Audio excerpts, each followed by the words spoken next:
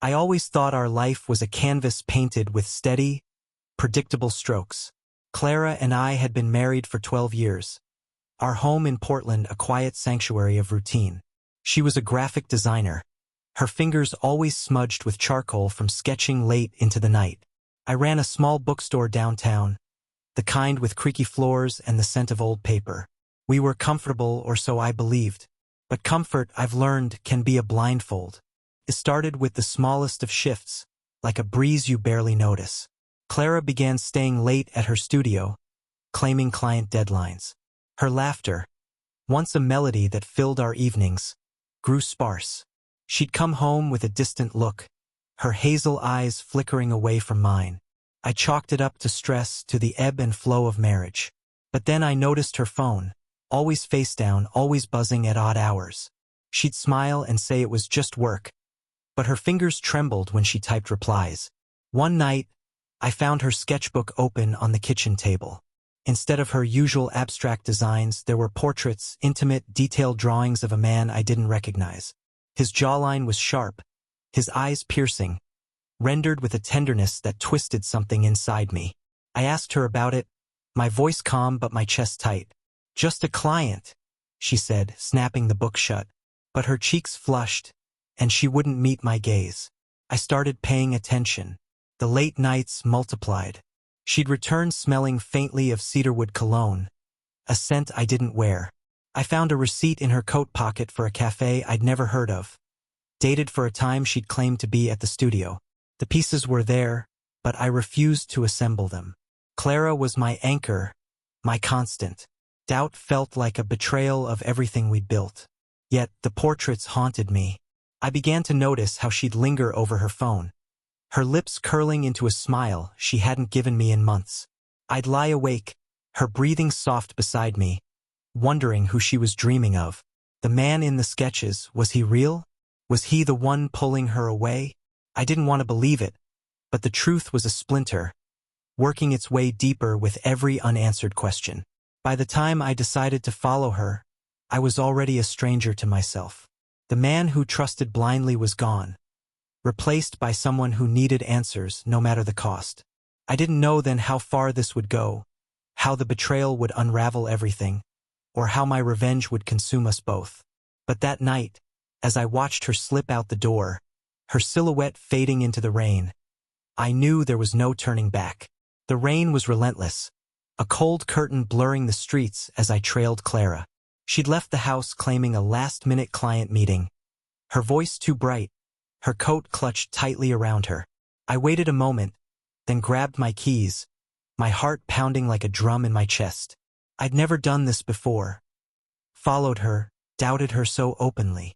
But the sketches, the cologne, the lies, they were a map leading me into the dark. I kept my distance, my car's headlights cutting through the downpour.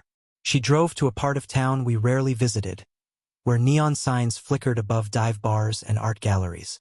She parked near a place called the Velvet Room, a cafe with steamed-up windows and a handwritten sign. I watched her step out, her umbrella blooming red against the gray. She didn't go inside.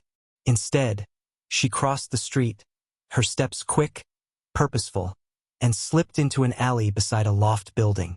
I parked and followed on foot, the rain soaking my jacket. The alley was narrow, lined with murals of twisting vines. At the end, a metal door stood ajar, light spilling out. I hesitated, my breath shallow, then peered inside. Clara was there, climbing a staircase, her laughter echoing light, unguarded, the way it used to be with me. A man's voice answered, low and warm. My stomach churned. I crept up the stairs, each step a betrayal of the trust we'd shared. The loft was open, filled with canvases and the sharp scent of paint. Clara stood near a window, her coat off, her hands animated as she spoke. The man from her sketches was real, tall, with dark hair and a sculptor's hands, shaping clay on a table. His name, I'd later learn, was Elias. He smiled at her, his eyes tracing her face with a hunger that made my fists clench. They didn't touch, not then, but the air between them crackled. She leaned closer, her fingers brushing his arm as she admired his work. It wasn't the act itself. It was the intimacy, the ease, the way she glowed in his presence. I'd lost that Clara, and here she was, giving it to him. I backed away, my chest tight, the rain masking the sound of my retreat. Driving home, I replayed every moment. The betrayal wasn't physical, not yet, but it was deeper. A theft of her heart, her attention, her truth. I couldn't confront her, not without proof, not without understanding how far this went. But the seed of revenge took root, dark and unyielding. I'd find out who Elias was, what he meant to her. And when I did, I'd make sure they both paid for fracturing the life I thought was mine. The next week was a performance, every smile a lie, every word calculated. Clara didn't suspect I'd followed her. Didn't know I'd seen the man whose face haunted her sketchbook. I cooked dinners, asked about her day, laughed at her jokes, all while my mind churned with questions. Who was Elias? How long had this been going on? Was she planning to leave me? Or was this a fleeting thrill? The uncertainty was a blade, twisting deeper each time she smiled at her phone. I started digging. Clara's laptop was password protected, but she'd left her email open once, and I found a thread with Elias Moreau, artist. He was a sculptor, moderately known in Portland's art scene, with a studio in that loft. Their emails were professional at first, discussing a collaborative project, but the tone shifted over months. "Can't stop thinking about our talk," she'd written. "You see me in ways I forgot existed," he'd replied. Each word was a shard of glass. I didn't stop there. I created a fake profile on a local art forum, posing as a collector interested in Elias's work. I messaged him asking to visit his studio. He responded warmly, inviting me for a tour. I went, my face half hidden by a scarf, claiming a cold. The loft was as I remembered, but seeing it in daylight felt like trespassing on a memory. Elias was charismatic, his voice smooth as he described his sculptures. Abstract forms that seemed to pulse with life. I saw why Clara was drawn to him. He was everything I wasn't. Bold, untethered, alive in a way my quiet bookstore world could never be. Clara's sketches were there, pinned to a corkboard, her signature unmistakable. Elias caught me staring and grinned. "My collaborator," he said, pride in his voice. "She's brilliant." I nodded, my throat tight, and left before my mask slipped. At home, I watched Clara more closely. She was slipping away, her affection a performance to match my own. She'd hum while washing dishes, a tune I didn't recognize, and her eyes would drift to some private joy. I began to notice how she'd linger in the shower, as if washing away a secret. The betrayal wasn't just Elias. It was her choice to hide it, to let it grow in the shadows of our marriage. Revenge began to take shape, not as violence but as something colder, more precise. I wanted her to feel the weight of her choices, to see the life she'd fractured. I started planning, gathering pieces of their connection, emails, receipts, even a photo I snapped of them laughing outside the cafe. I didn't know yet how I'd use them, but each fragment was a brick in the wall I'd build around her. She thought she could have both worlds. I'd show her she was wrong. Knowledge became my weapon, each discovery a thread in the web I was spinning. I couldn't confront Clara without proof that would shatter her denials. So I burrowed deeper into her secret world. I tracked her movements not by following her again, that was too risky, but through the digital footprints she didn't know she left. Her phone synced to our shared cloud account, and though I'd never snooped before, guilt was a small price to pay for truth. I found photos, nothing blatant, but damning in their intimacy. Clara and Elias at a gallery opening, her hand on his shoulder, their smiles too close. Another of them in his loft, her sketching while he sculpted, the light catching her hair. There were voice messages, two, brief but laced with warmth. "Can't wait for tomorrow," Elias would say, and Clara's reply, "Your trouble? You know that?" Her voice was playful, alive, a version of her I hadn't heard in years. I cross-referenced their schedules. Clara's late nights aligned with Elias's open studio hours. I even found a calendar invite she'd accepted for a weekend art retreat in the Columbia Gorge, a place we'd once hiked together. The betrayal wasn't just emotional. It was a parallel life, woven into the gaps of our marriage. She was building something with him, something she'd never offered me. I began to sabotage subtly, testing her. I'd mention a new art exhibit, watching her face for a flicker of guilt. I'd ask to join her at the studio, knowing she'd deflect. Each lie she told tightened the noose around her secret. But I wasn't ready to pull it taut. Revenge, I realized, wasn't about confrontation, it was about control. I wanted her to unravel on my terms. I contacted Elias again, this time as myself, claiming I'd heard about his work through Clara. I invited him to a reading at my bookstore, a trap disguised as friendliness. He accepted, unaware of who I was. The night he arrived, I watched him from behind the counter, his easy charm drawing a small crowd. Clara wasn't there. She'd claimed a headache. But I saw the moment he recognized her name on a flyer for a local art show. His eyes lingered, and I knew he was thinking of her. I introduced myself, shaking his hand with a grip too tight. "Clara's husband," I said, watching his smile falter. He recovered quickly, but the seed was planted. He knew I existed now, a shadow in their stolen moments. That night, I added his reaction to my collection of evidence, a mosaic of their betrayal taking shape. Clara came home late, her cheeks flushed from the cold, or something else. She kissed my cheek, oblivious to the storm brewing inside me. I smiled, asked about her day, and planned my next move. The web was nearly complete, and soon, she'd be caught in it, unable to escape the consequences of her choices. The bookstore was quiet that morning, the kind of stillness that amplifies thought. I stood behind the counter, sorting invoices, but my mind was on Clara and Elias. The evidence I'd gathered, photos, messages, receipts, was a weight in my chest, urging action. I'd been patient, meticulous, but patience has its limits. The betrayal had carved a hollow inside me, and I needed her to feel it, too. Not yet, though. The revenge had to be perfect, a mirror reflecting her deception back at her. Clara was different now, her movements guarded. She'd stopped leaving her phone face down, as if she sensed my suspicion, but her eyes betrayed her. They'd dart to her bag when a notification pinged, or linger on the door when she thought I wasn't watching. I tested her again, casually mentioning Elias's visit to the bookstore.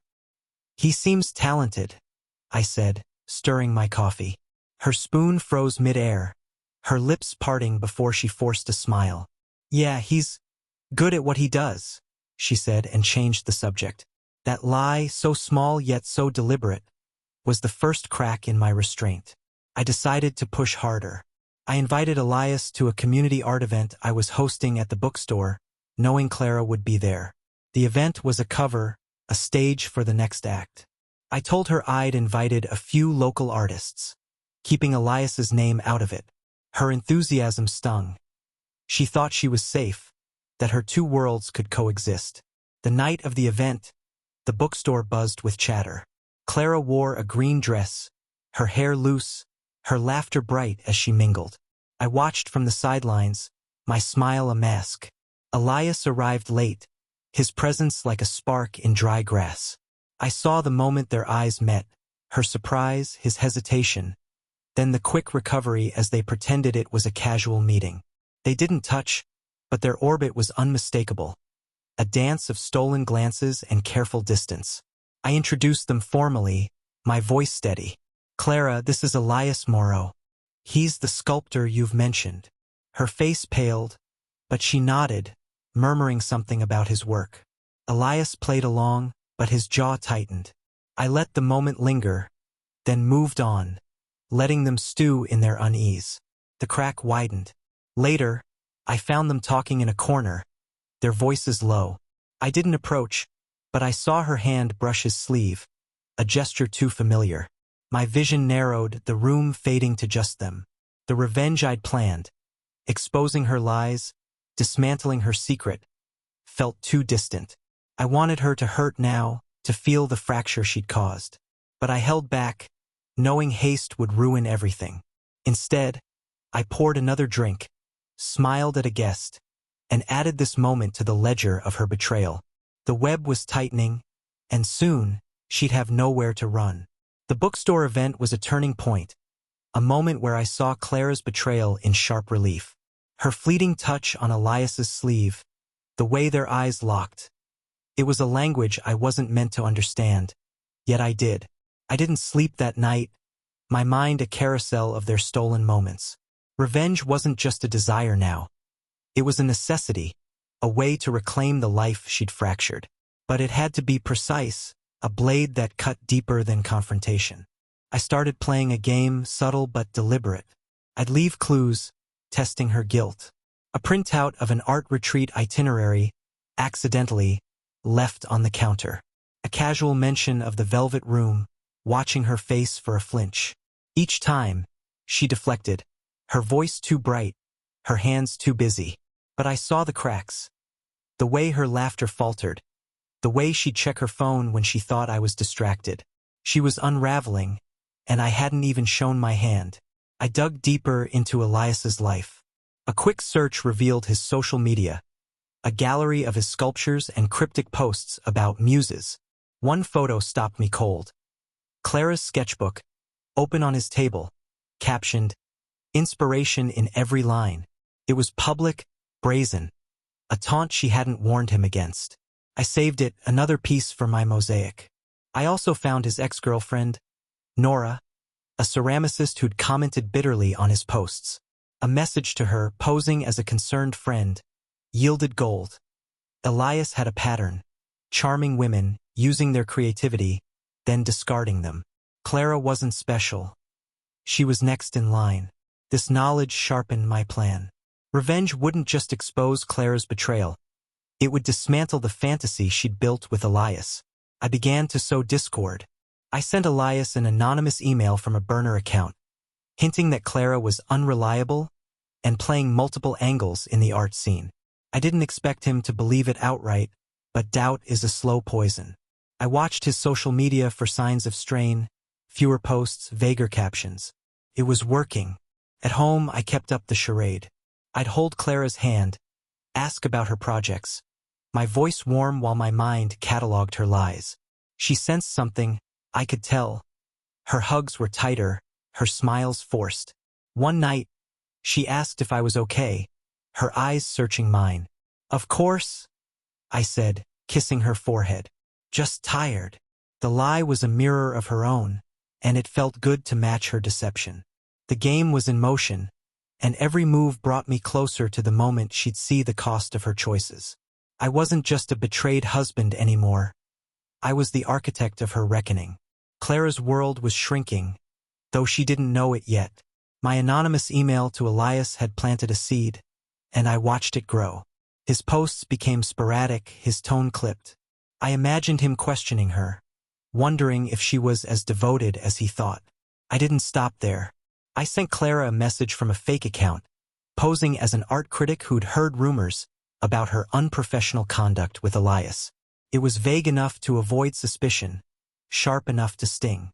She didn't mention it, but I saw her check her email obsessively, her fingers trembling. I escalated at home, too. I'd forget to lock my laptop, leaving open a browser with Elias's website. When Clara saw it, she froze, then laughed it off, saying she admired his work. But her voice cracked, and she left the room too quickly. I was pushing her toward a confession, or at least a mistake. The tension was a living thing now, coiling between us.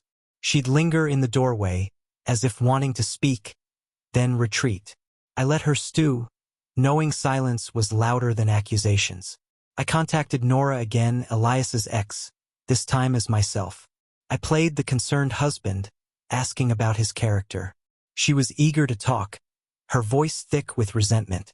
Elias, she said, thrived on control, drawing women into his orbit with flattery, then dropping them when their usefulness faded. She'd seen Clara at his studio, noticed the sketches, the way he looked at her. "He's using her," Nora said, "but she's too smitten to see it." I thanked her, my mind racing. This was more than betrayal. It was a transaction. Clara's heart traded for Elias's ego. I used this to tighten the trap. I invited Nora to the next bookstore event, knowing Elias would be there. I told her Clara was my wife, framing it as a chance to set things straight. Nora agreed, her anger a match for my own. I didn't tell Clara about the event's guest list, only that I needed her there for support. She hesitated but agreed, her eyes wary. I could almost hear the gears turning in her head, wondering what I knew. The night before the event, Clara came home late, her coat damp from rain. She smelled of cedarwood again, and her sketchbook was tucked under her arm, pages creased. I asked about her day, my tone light. She mumbled something about a client, then went to shower. I flipped through the sketchbook while the water ran. The portraits of Elias were gone, replaced by abstract shapes, jagged and chaotic. It was a sign. She was trying to erase him, or at least the evidence. But it was too late. The trap was set, and tomorrow, Nora's presence would force a crack neither Clara nor Elias could ignore. I closed the book, my heart cold, and waited for the pieces to fall. The bookstore was alive with voices, the air thick with anticipation. The event was a showcase for local artists, a perfect stage for my plan. Clara stood near the poetry section, her green scarf a splash of color against her pale face. She thought this was just another night, another chance to play her role as my supportive wife. She didn't know Elias was coming, or that Nora, his scorned ex, was already here, her eyes sharp as she scanned the room. I'd orchestrated every detail. Elias arrived first, his confidence dimmed since my anonymous email. He greeted me with a nod, his gaze flickering to Clara. She saw him and stiffened, her smile faltering. I watched them navigate the crowd, careful not to stand too close, but their connection was a current, pulling them together. Then Nora entered, her presence a storm cloud. She spotted Elias and made a beeline, her voice loud enough to draw eyes. "Well, look who's here," she said, her tone dripping with venom. "Still chasing muses, Elias?" Clara's head snapped toward them, her eyes wide. Nora turned to her, recognition dawning. "You're the wife, aren't you?" she said, loud enough for the room to hush. "Did you know he's been using your sketches to pitch his next show? Calling them collaborations?" Clara's face drained of color, her hands clutching her scarf. Elias stammered, trying to deflect, but Nora pressed on. "He did the same to me. You're just the latest." The room was a tableau of shock. Guests whispering, Clara frozen, Elias cornered. I stepped forward, playing the concerned husband. "Clara, what's this about?" I asked, my voice soft but laced with accusation. She opened her mouth, but no words came. Elias tried to intervene, saying it was a misunderstanding, but Nora laughed, bitter and cutting. "Tell her how you bragged about her sketches, Elias. Tell her how you planned to take credit." Clara's eyes met mine, and for the first time I saw fear, not just of being caught, but of losing the fantasy she'd built with Elias. I didn't push further, I didn't need to. Nora's words had done the work, cracking the foundation of their bond. The crowd dispersed, murmuring, and Clara fled to the back room, Elias trailing her. I let them go, knowing their argument would widen the fracture. Nora thanked me later, her anger spent. I nodded, hiding my satisfaction. The collision had been perfect, exposing Clara's betrayal to the world while planting doubt in her heart. Elias wasn't her savior. He was a thief, just as she'd stolen from me. But this was only the beginning. The revenge I'd planned was colder, sharper, designed to strip her of everything she valued. I poured a coffee, smiled at a guest, and waited for the next act to unfold. Clara didn't come home until dawn. I sat in the living room, the lamp casting long shadows, her sketchbook open on my lap. When she entered, her eyes were red, her hair tangled. She looked at me, then away, dropping her bag by the door.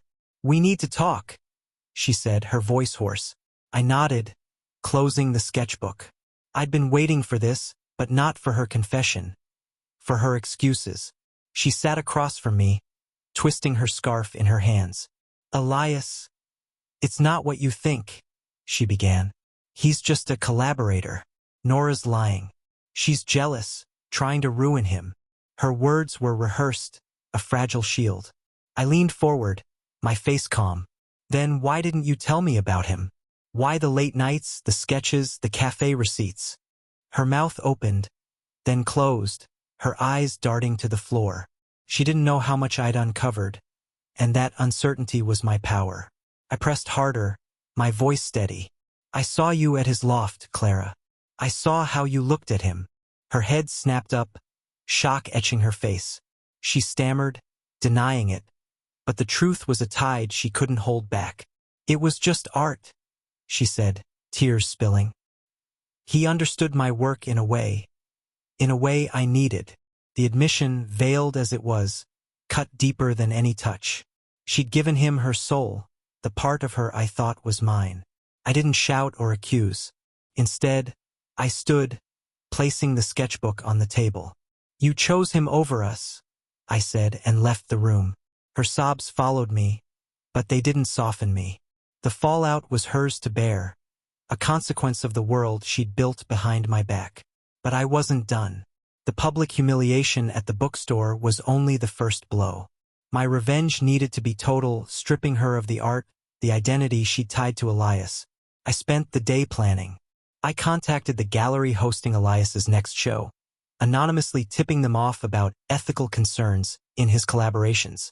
I included screenshots of his posts, Clara's sketches, and Nora's accusations. The gallery responded quickly, promising to investigate. I knew this would hit Clara hardest. Her work, her passion, was her lifeline. Tainting it would hurt more than any personal betrayal. When Clara emerged from our bedroom, her face puffy, she tried to talk again. I listened, nodding, but my mind was elsewhere. She thought this was about forgiveness, about rebuilding. She didn't see the storm I'd unleashed, the way I was dismantling her world piece by piece. We'll get through this, she said, touching my hand. I smiled, letting her believe it. But inside, I was counting the days until she realized how thoroughly I'd turned her betrayal against her. Clara tried to mend things, her efforts desperate but hollow. She cooked my favorite meals, left notes on the fridge, even suggested a weekend away. I played along, my smiles practiced, my words kind. But every gesture she made was a reminder of her duplicity, and each one fueled my resolve. The gallery investigation was moving forward. I'd seen emails from the curator questioning Elias's ethics. Clara didn't know yet, but the noose was tightening. I kept tabs on Elias, too. His social media was silent, his confidence shattered by Nora's outburst and the gallery's scrutiny. I sent another anonymous message, this time to his main collector, hinting at creative disputes with collaborators. The collector's reply was curt, promising to reassess their investment. Elias was crumbling, and Clara would feel the ripple. Her muse, her escape, was becoming a liability. At home, Clara's facade began to crack. She'd sketch late at night, her lines frantic, her focus gone. I found crumpled pages in the trash. Half-finished portraits of Elias, scratched out in anger. She was grieving him, I realized, not me. The thought was a spark, igniting the next phase of my revenge. I wanted her to lose more than Elias. I wanted her to lose herself, the artist she'd become in his shadow. I reached out to a local art critic, using a pseudonym, and pitched a story about exploitation in Portland's art scene.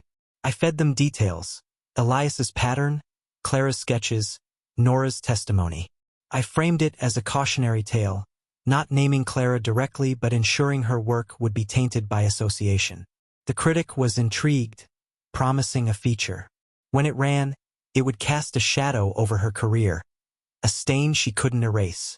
Clara sensed the shift, though she couldn't name it. She'd hover near me, her eyes pleading for something I wouldn't give. One night, she broke, sobbing at the kitchen table. I messed up, she said. I let it go too far. But I love you. I want us back. Her words were a plea, but they came too late. I touched her hand, my voice soft. I know you're sorry, I said. It wasn't forgiveness, it was a door closing. The critic's article was scheduled for next week. The gallery had already pulled Elias's show, citing concerns. Clara's name was starting to surface in art circles, whispered alongside his.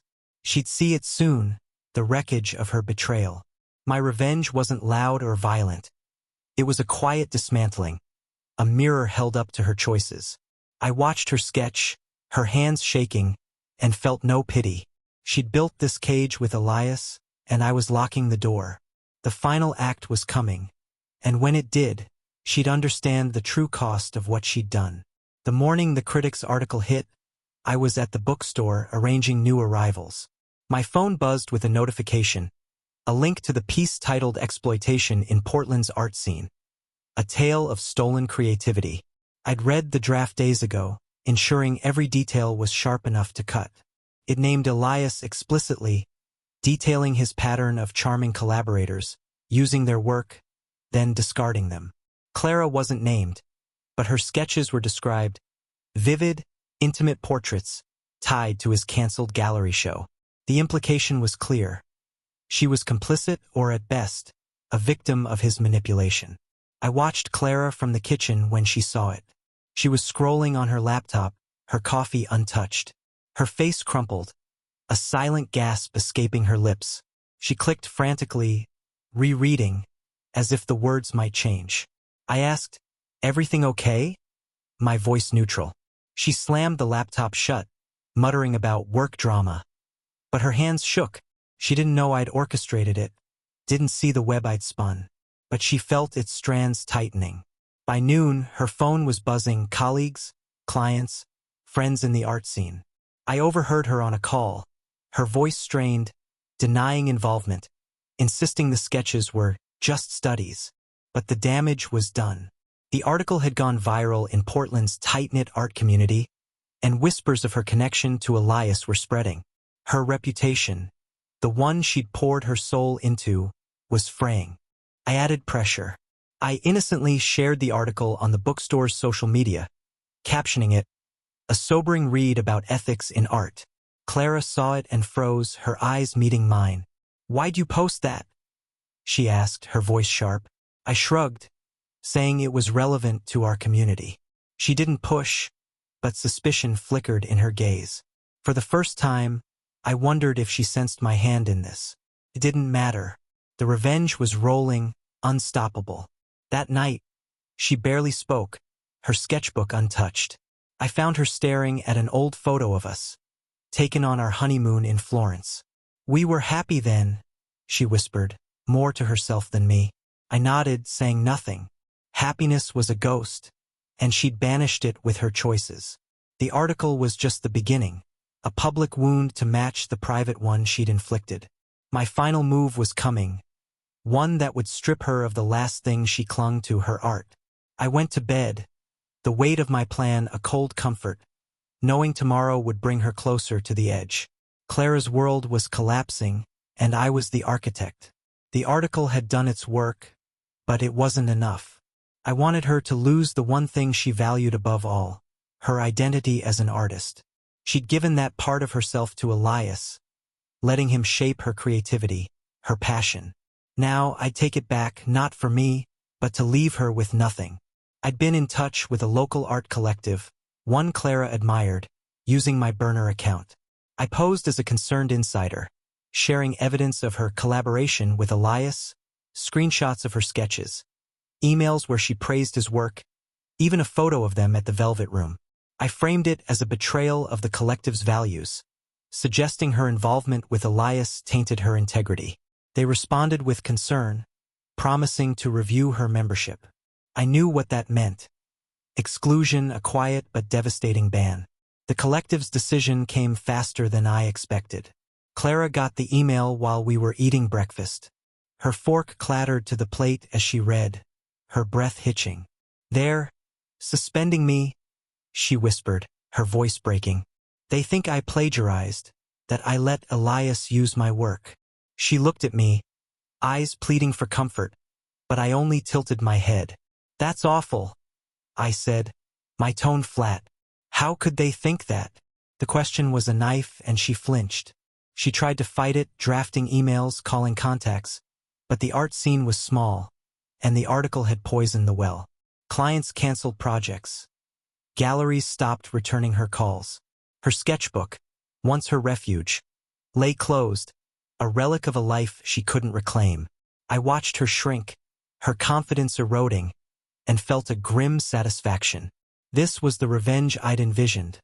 Not loud, but surgical, stripping her of the world she'd chosen over ours. Elias wasn't spared. His career was in tatters, his collectors gone, his studio lease unpaid. I'd heard he was leaving Portland, chased out by the scandal I'd amplified. Clara hadn't spoken to him since the bookstore event, but I knew she thought of him, mourning the fantasy he'd sold her. I didn't care. She'd built that dream on lies, and now it was ash. That night, Clara sat on the couch, staring at her hands. "I've lost everything," she said, her voice hollow. I sat beside her, not touching. "You still have me," I said, the words a test. She didn't respond, her silence a confession. I stood, leaving her there, and finalized my last act. The collective's ban was permanent, I'd learned, and I'd make sure she knew why. The truth of my role would be my final blow, a mirror to her betrayal, reflecting the cost of her choices. I waited for the perfect moment, letting Clara simmer in her loss. She moved through the house like a shadow, her eyes dull, her sketchbook untouched. The art collective's ban had severed her last tie to the world she loved, and the silence between us was a chasm. I dismantled her life, but she didn't know I was the one holding the hammer. That was about to change. It was a rainy evening, the kind that mirrored the night I'd followed her to Elias's loft. Clara was in the kitchen, stirring tea she wouldn't drink. I sat at the table, a folder in front of me. My collection of evidence. Screenshots, emails, receipts, the photo of her and Elias laughing. I'd kept it hidden, a ledger of her betrayal. Now it was time to show my hand. "Clara," I said, my voice calm, "we need to talk about what happened." She turned, wary, her hands clutching the mug. I opened the folder, spreading its contents across the table. Her eyes widened as she recognized the pieces. Her sketches, Elias's posts, the anonymous tips I'd sent. "What is this?" she whispered, stepping closer. I met her gaze, unflinching. "This is what you did to us," I said. "And this is what I did to you." I told her everything. The night I followed her, the emails I'd sent, the article I'd pitched, the tips to the collective. I described how I'd turned her world against her, piece by piece, until her art, her passion, was gone. Her face crumpled, shock giving way to horror. You did this?" she stammered. "You ruined me?" I nodded, my voice steady. "You ruined us first, Clara. You gave yourself to him, and I made sure you paid for it." She sank into a chair, tears streaming, but I felt no pity. "I loved you," I said, "but you chose Elias. You lied, you hid, you built a life without me. This is the consequence." She sobbed, begging me to stop, saying she was sorry, that she'd never meant to hurt me. But her words were hollow, drowned by the memory of her laughter with him, her sketches of his face. I stood, leaving the folder on the table. "You can keep these," I said, "a reminder of what you lost." She didn't move, her sobs filling the room as I walked away. The revelation was complete, my revenge laid bare. I'd wanted her to feel the depth of her betrayal, and now she did. But as I climbed the stairs, a strange emptiness settled in me. I'd won, but the victory was cold, a pyre built on the ashes of our life. The final act was done, and all that remained was the fallout. The house was a tomb in the days that followed. Clara stayed, but she was a ghost, her presence marked by closed doors and muffled cries. The folder remained on the kitchen table, untouched, a monument to my revenge. I'd expected triumph, a release, but instead, I felt hollow. I dismantled her world, but mine was no less broken. The bookstore, once my haven, felt stifling. The streets of Portland, heavy with memories. Clara tried to rebuild. She applied for freelance jobs, but the art scene's whispers followed her. She started sketching again, small studies of flowers, but her hands lacked the fire they'd once had. I watched from a distance, no longer playing the doting husband. We spoke only when necessary, our words clipped, our marriage a husk.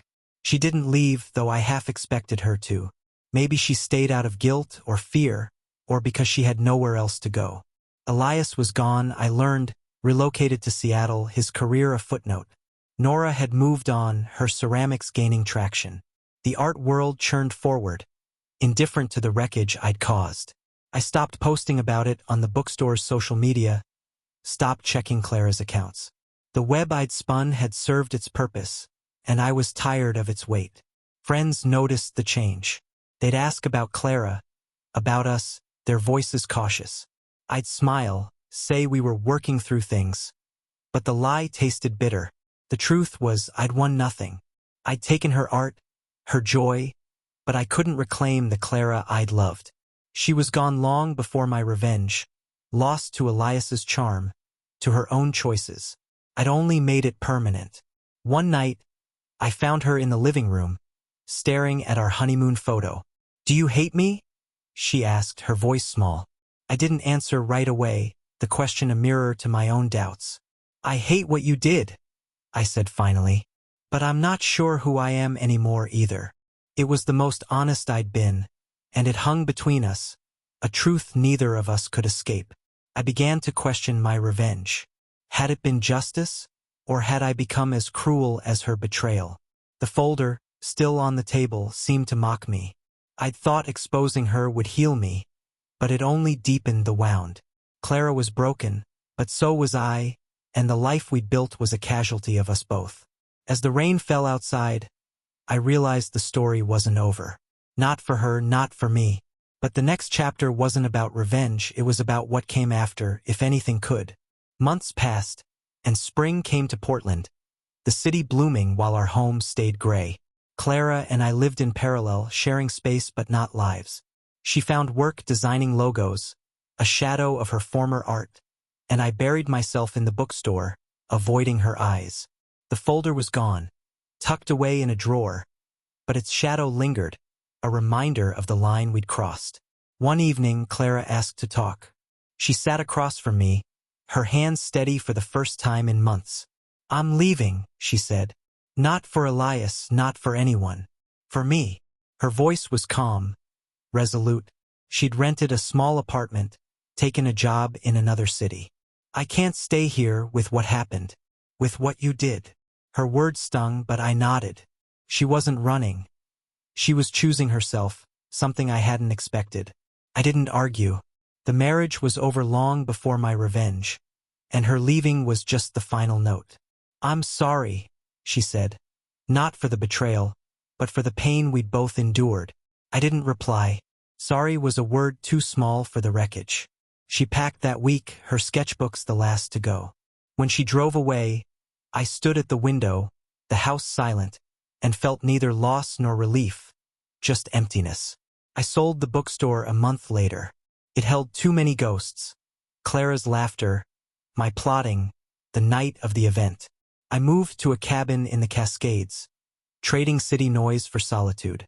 I didn't write, didn't read much, just walked the trails, letting the forest's quiet fill the spaces revenge had hollowed out. I thought of Clara sometimes, wondered if she'd found her art again, her spark. I hoped she had, not out of love, but because I'd taken enough. Looking back, I see the betrayal and revenge as two sides of a coin, each feeding the other.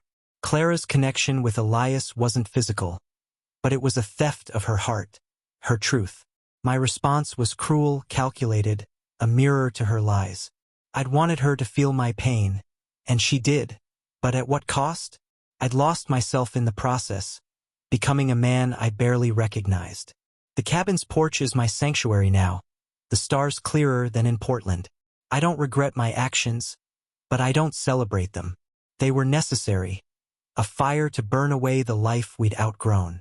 Clara and I were real people, flawed, human, caught in a story neither of us could rewrite. If there's a lesson, it's this: betrayal cuts deep, but revenge cuts deeper, and what's left is a question only time can answer. I watched the stars, and for the first time, I let the past rest, knowing it's all I can do.